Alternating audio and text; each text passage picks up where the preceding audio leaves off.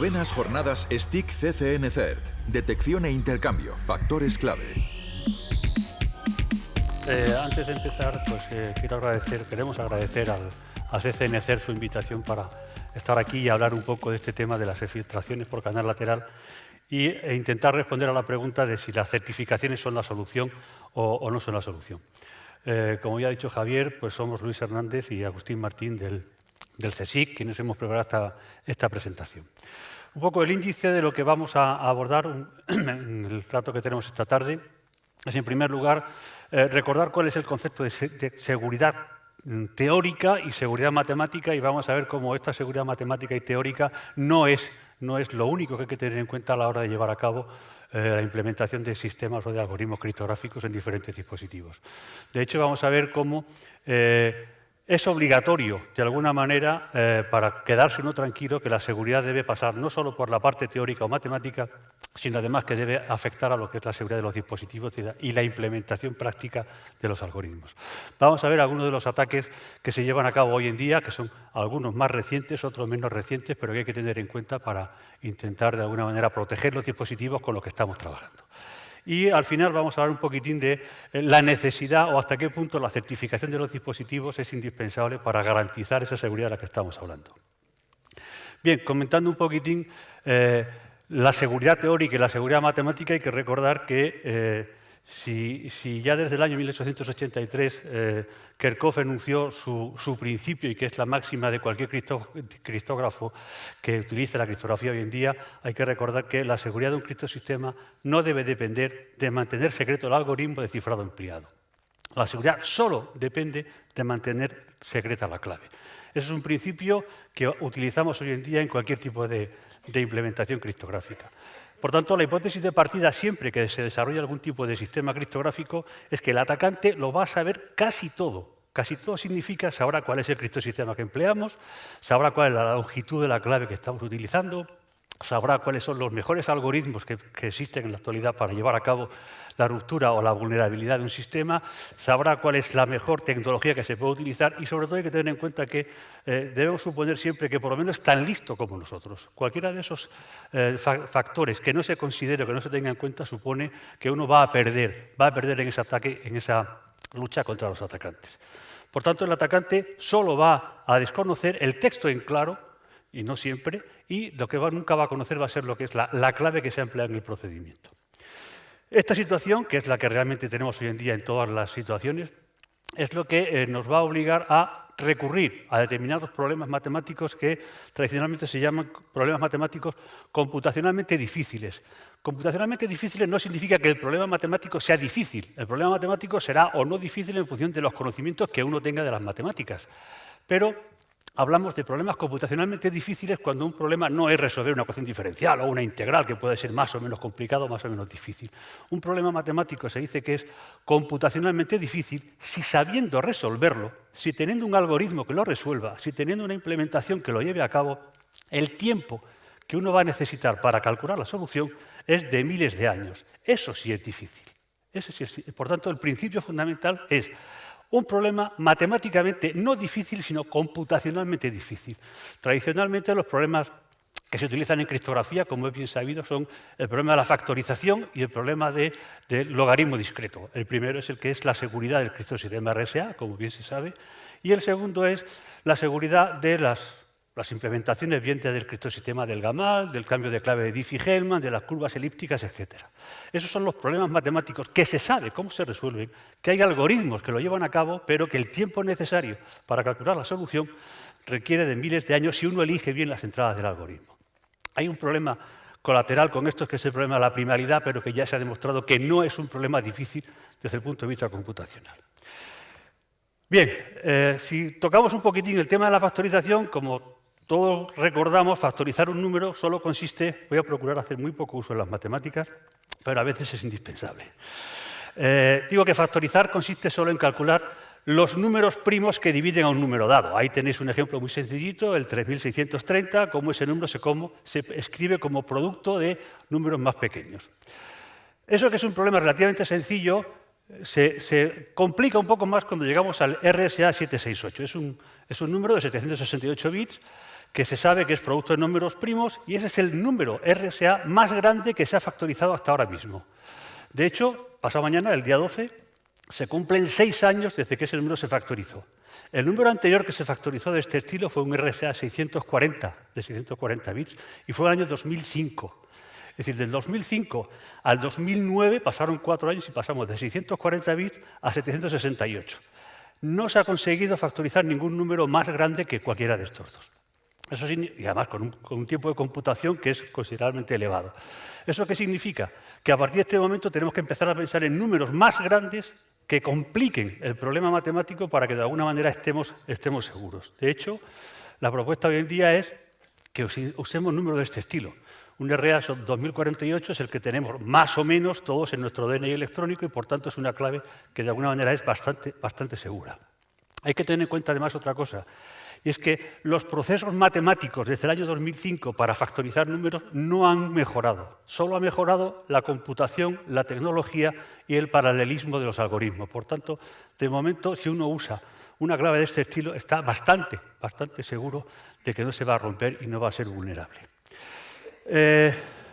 Aquí tenemos la equivalencia, porque es importante hablar de qué es la seguridad teórica, la seguridad matemática y la equivalencia entre los diferentes sistemas de seguridad. Un sistema de seguridad de clave secreta, es decir, la parte izquierda, la columna de la izquierda, que son los criptosistemas AES, triple DS, etc., determina la seguridad en función de la longitud de su clave.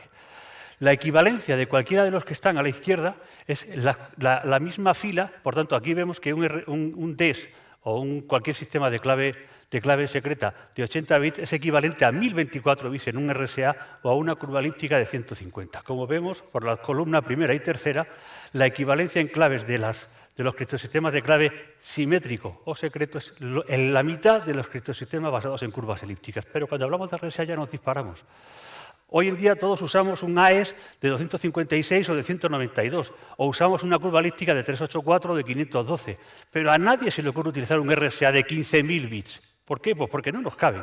Entonces, la tecnología está muy por detrás, en este caso, de lo que es la seguridad. Nos conformamos con un RSA de 2048 y, sin embargo, un 2048 es equivalente a un 112.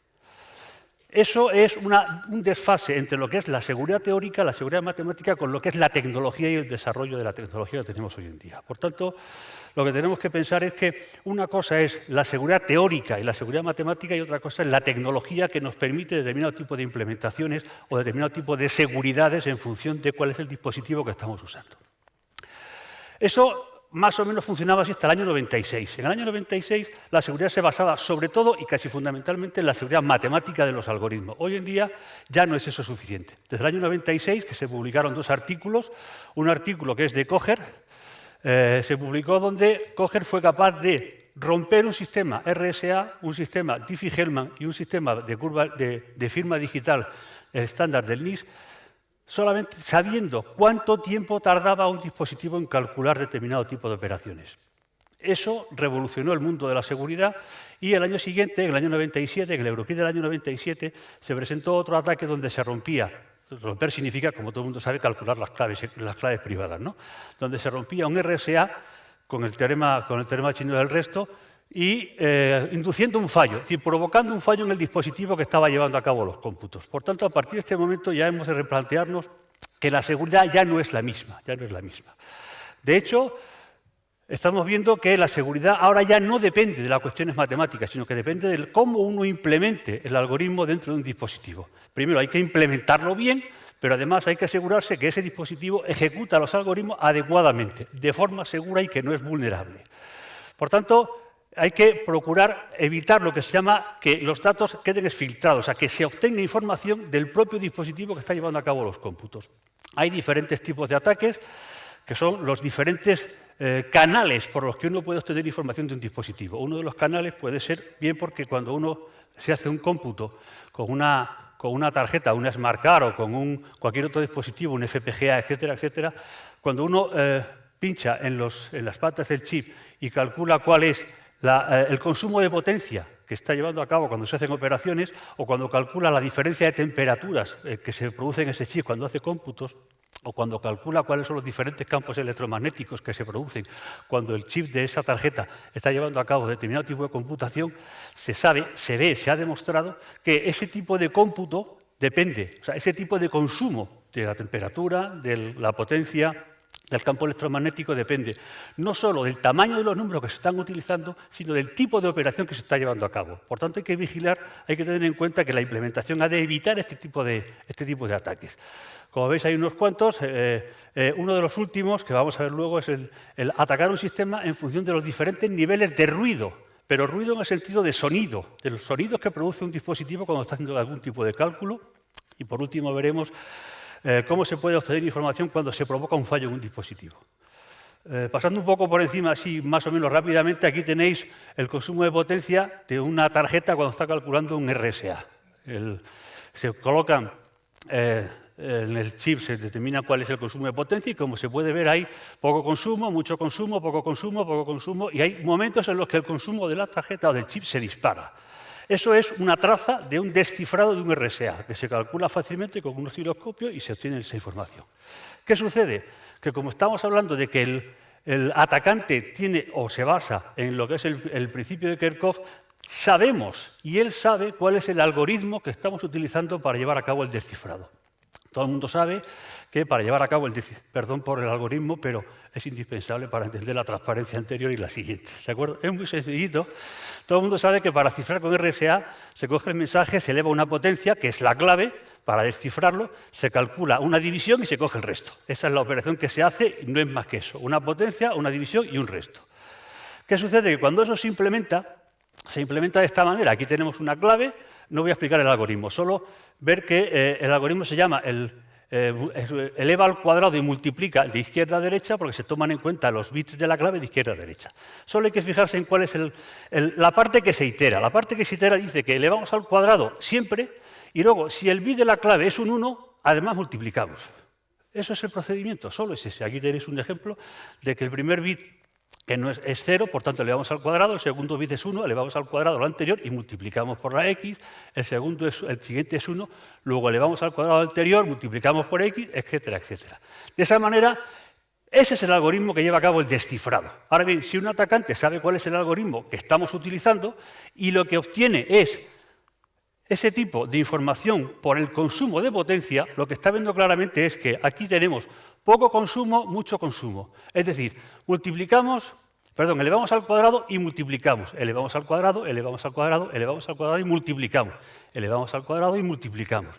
Luego está sabiendo en cada momento de ese proceso iterativo cuándo solo elevamos al cuadrado y cuándo elevamos al cuadrado y multiplicamos. En ese momento es cuando la clave tenía un 1 y no un 0. Por tanto, mirando sencillamente el consumo de potencia, calculamos la clave. Esto es cómo se funciona o cómo se funcionaba hasta hace unos años. ¿Qué sucede? Que las tarjetas, al ver que este tipo de ataque se puede llevar a cabo, lo que hacen es meter contramedidas para que un atacante no sea capaz de saber en qué momento consumo más o consumo menos. Las contramedidas solo son gastar siempre el mismo tipo o la misma potencia o tardar siempre el mismo tiempo para que un atacante no obtenga ese tipo de información. ¿Qué sucede? Que cuando la contramedida se implementa en la tarjeta o en el chip, hay otros procedimientos que en lugar de ser, como aquí hemos hecho, el ataque por potencia simple, se puede hacer el análisis diferencial de potencia. En este caso, lo que se hace es, en lugar de utilizar una única traza, un único cómputo del RSA, lo que se hace es utilizar 200.000, 300.000 trazas de un RSA. Como la clave siempre es la misma, se hacen hipótesis estadísticas de cómo funcionan esas trazas, se alinean las trazas y se hace un ataque en función de cuáles son las hipótesis que tú planteas estadísticamente de cómo se comporta el sistema. Si el sistema se comporta como tú lo estás previendo, obtienes la clave y si no, haces modificaciones para que puedas obtener la clave. Lo que aquí represento no es ese tipo de ataque, sino sencillamente la importancia que tiene hoy en día este tipo de trabajo, porque como veis, bueno, hay un congreso que se llama el CHES, que es un congreso anual, y estos son los patrocinadores de ese congreso. Se puede ver que no son cualesquiera. Es decir, que el interés de la empresa en este tipo de algoritmos y en este tipo de trabajos es importante. Y el otro congreso es el COSADE, que como veis hay más o menos el mismo tipo de empresas dedicadas a este tipo de cosas. Eso significa que es un tema importante y que es un tema que mueve el mundo empresarial porque detrás de esto está la seguridad de los sistemas.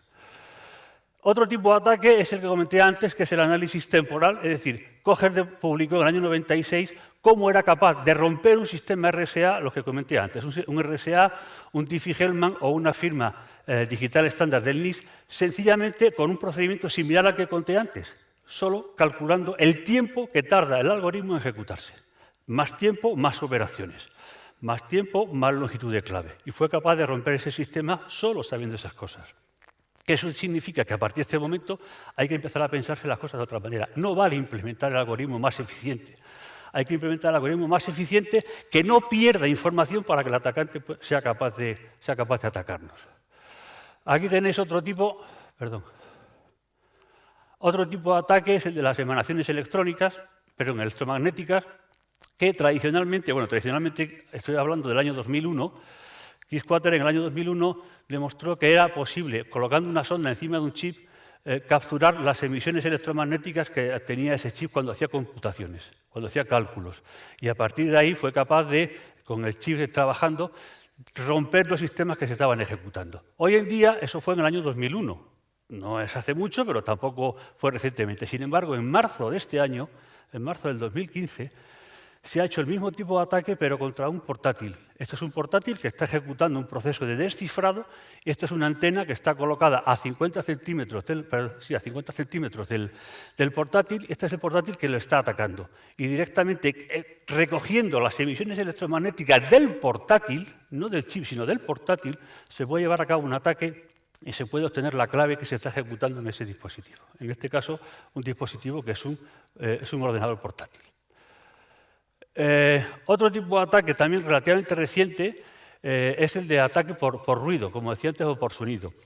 En este caso hay un ataque que este es un móvil, es un Samsung Note 2, cuyo micrófono está apuntando hacia los respiraderos del portátil a 30 centímetros.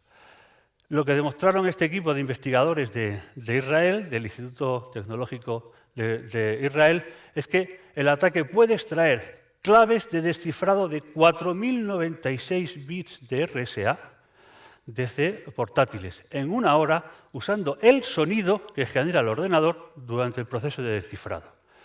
Esto a uno le pone los pelos de punta porque si alguien es capaz de romper una clave de 4096 bits de un RSA solo con un móvil, hay que empezar a pensarse que algo no estamos haciendo bien, ¿vale? Simultáneamente, en el mismo artículo, en este que está aquí, hicieron que no hacía falta solo utilizar un móvil, se podía utilizar aquí tenéis un micrófono parabólico que está puesto a 4 metros de este otro portátil. Este portátil está haciendo un procedimiento de descifrado de información y este otro portátil está metido en un maletín acolchado. Bueno, pues en este caso, el ruido que produce este portátil, capturado por este micrófono y conectado a este otro portátil, es capaz de detectar y sacar cuál es la clave que está utilizando el primero de los ordenadores, porque detecta si hace más o menos ruido, hace más operaciones o menos operaciones. Esto ya es la nota que decía el otro. Este ataque se presentó en el CHES de 2014, el año pasado. Es el mismo equipo, como veis, de los israelitas, y lo que hacen fue extraer las claves de 4096 de un RSA, las claves de descifrado, o de 3072 bits del gamal de ordenadores portátiles que están usando el GNU-PG. Aquí tenéis un portátil que está ejecutando un descifrado. Este individuo con un lápiz, con un bolígrafo, está tocando una de las salidas, que puede ser la USB o cualquier otra de las salidas que tiene el portátil. Él sirve como canal conductor y esto de aquí va a medir el potencial eléctrico que pasa a través del individuo y que está conectado al portátil. Con eso son capaces, como digo, de romper claves de 4096 bits. No hace falta ni siquiera bolígrafo. Si lo tocas con la mano, pasa lo mismo. Es decir, son capaces de, con una mano desnuda tocando el portátil, el campo que se genera pasa a través del individuo, se recupera en un osciloscopio y detectan cuál es el consumo de potencia, o en este caso el potencial eléctrico que se está emitiendo en el chasis del portátil. Y eso permite romper, como digo, claves de RSA de 4096 bits. A la vista de todo esto, como digo, la preocupación debe ser importante porque es verdad que son las últimas investigaciones, son del año pasado y de este año, pero eso significa que ya se hacen, y que las claves de 4096 bits pueden ser de alguna manera vulnerables.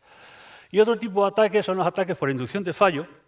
En este caso, lo que se hace es decapar, este es como se ve, es una SIM. Lo que se hace es decapar el chip, es decir, con procesos o bien físicos, limando la tarjeta o productos químicos que rompen la protección que tiene el chip. Lo que se hace es detectar cuáles son las partes fundamentales de ese chip y de lo que se trata es de producir un fallo en el chip cuando está ejecutando algún tipo de operación y a partir de ahí obtener información.